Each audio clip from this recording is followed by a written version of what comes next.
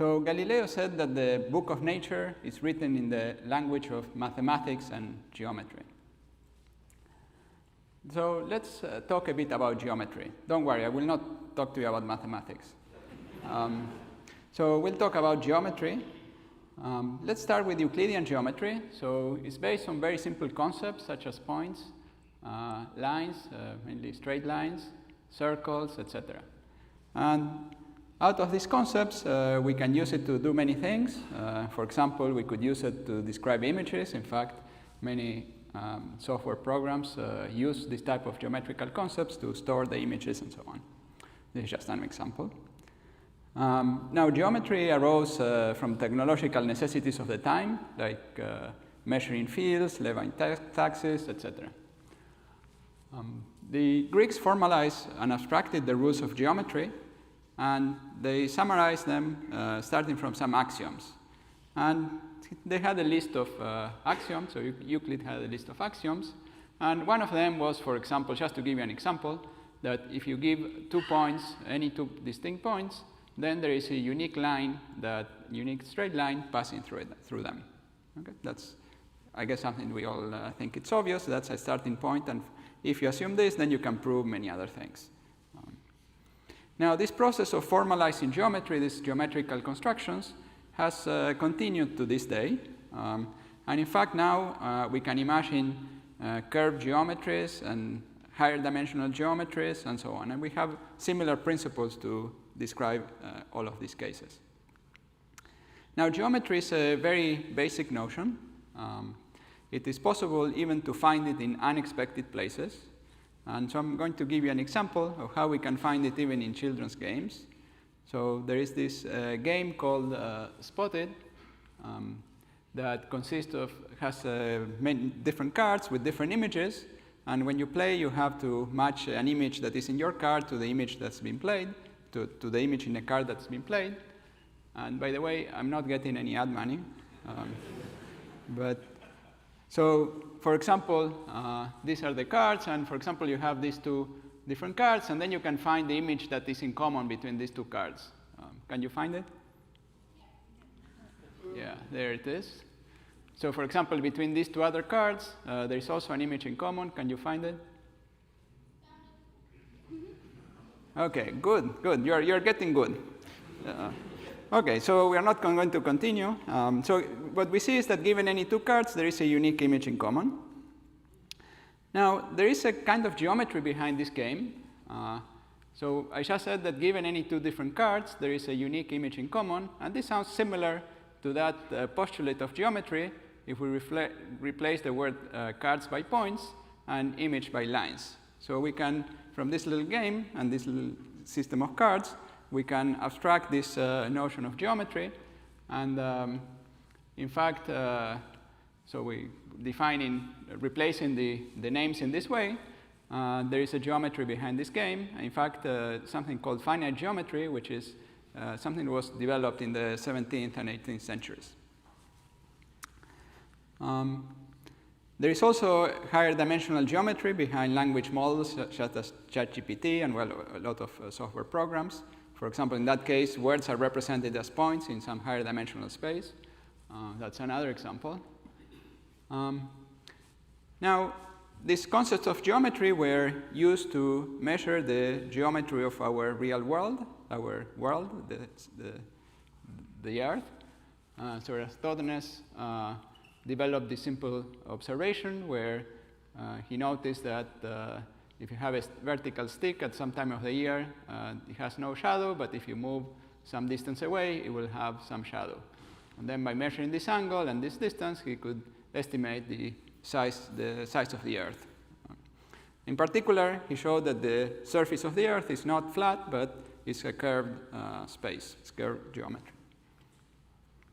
So this shows, for example, that Euclidean geometry was wrong for measuring fields. So you have to use a different geometry, the geometry of a sphere.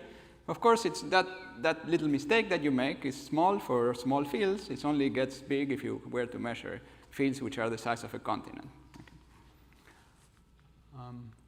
So the notion of Euclidean geometry continues to be good for relatively small objects, such as small fields. But it's one of the first examples where we go from this flat geometry to the curved geometry. Now, still at the time and till the beginning of the 20th century, it was believed that Euclidean geometry was a good description for describing the three-dimensional geometry of, let's say, outer space, or the space in which the Earth sits. Okay, now let's make a small break from geometry and go back to physics. There is an important physics principle from the beginning of the 20th century, which is the principle of special relativity. The principle of relativity itself is older. It goes back to the days of Galileo, and it says that observers moving with constant relative velocity observe the same laws of physics. So if you are in a moving cart and someone is in a stationary cart, they both make the same observations. Now, special relativity has one extra postulate, which says that the speed of light is the maximal speed of propagation of signals, and also it's the same for all observers. So all observers measure the same speed of light. So this is an additional law of physics, and in accordance to the first postulate, it's the same for all of them. So this is a little graph, and here we have the red observer is stationary, sees the light traveling at a certain speed, and then we have the moving observer, and your intuition would say that what speed would he measure? Would he measure the lower speed or the same speed? Lower, exactly. That's what your intuition would say. But the idea in physics, in reality, this person actually sees exactly the same speed. And the only way this can work is if time flows differently for the two observers. So the two observers have a different notion of time, and that's a consequence of this principle of special relativity. So what this implies is that we can join space and time into a new kind of geometry. So we can play a game somewhat similar to the game we were playing, this children's game we were discussing. We were going to discuss a new kind of geometry where we are going to define a point in a slightly different way. So we're going to define a point as an event, something that happens at some place in time. So for example, a point would be the beginning of the lecture that happened here in this room. Okay? And we can draw that, for example, if space was just one-dimensional, we have this is the direction of space, and for us sitting still, this would be the direction of time. And then after a while, at the end of the lecture, we'll have another event, which will be the end of the lecture. That's this other point. And so those are 2 points. Now, lines will be trajectories of particles or observers. So for example, if you are sitting in your chair, you are not moving anywhere, so you are sitting, hopefully, during the whole lecture. Hopefully, you won't leave during the middle of the lecture. Then we can have a particle, let's say a neutrino, that came from the sun and went through us and crossed us at the beginning of the lecture. By the end of the lecture, it will be that neutrino will be very far away. Okay? We can have one that is traveling a little faster.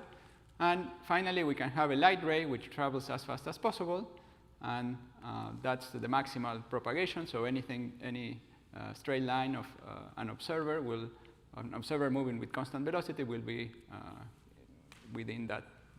Well, we'll have it to travel within this range if it's traveling, let's say, to the right. Now, so the light ray goes at the maximal velocity. Now, something interesting is that this, so if we are the static observer, we divide space and time according to this, let's say, axis. So this is space and this is time. If we are a moving observer, like let's say this one, we would call our time direction. So we are just sitting here. For us, as we move forwards in time and not moving in space, that would correspond to, let's say, this axis. That's this axis. An axis of equal time would correspond to, actually it turns out to correspond to a line like this. So what they call space and time, each of these observers, how they divide space and time, depends on the velocity they are moving at, but they are all seeing the same, let's say, combined space-time. So the conclusion is that out of space and time, we can make a geometry in the way that we just mentioned, and that's the geometry used to describe physics in accordance to the principles of relativity. Now we'll make a small apparent detour from geometry, and we'll talk about the force of gravity. So the force of gravity you probably remember from your high school days. So you have two bodies, let's say a big mass and a little body, small mass. And the force of gravity says that the acceleration that this mass feels is, first of all, independent of this mass and proportional to the other mass and the distance and the Newton constant. Now, there are two things I want to draw your attention to, is that the acceleration of this mass, so how this mass will move, is actually independent of its mass. The second aspect is that the force is instantaneous, so that it only depends on where these masses are. So for example, if I were to move this mass, if I suddenly move this mass, immediately this other mass will feel the force changing. Now this is bad for relativity, so the Newton's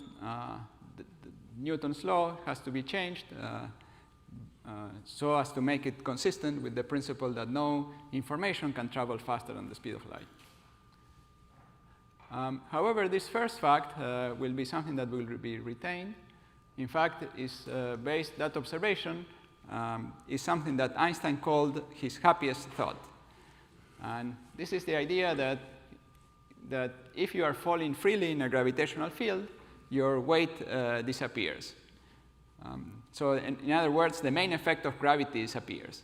So for example, if you are sitting in an elevator, you are standing in an elevator on top of, let's say, a scale, you will see your weight.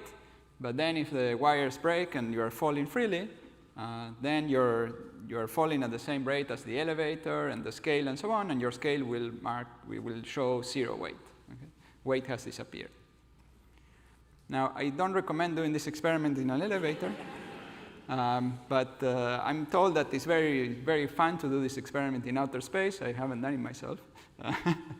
But the astronaut and the spaceship are both falling in the gravitational field of the Earth, orbiting the Earth, and both moving in exactly the same way, and they feel the astronauts feel they are floating.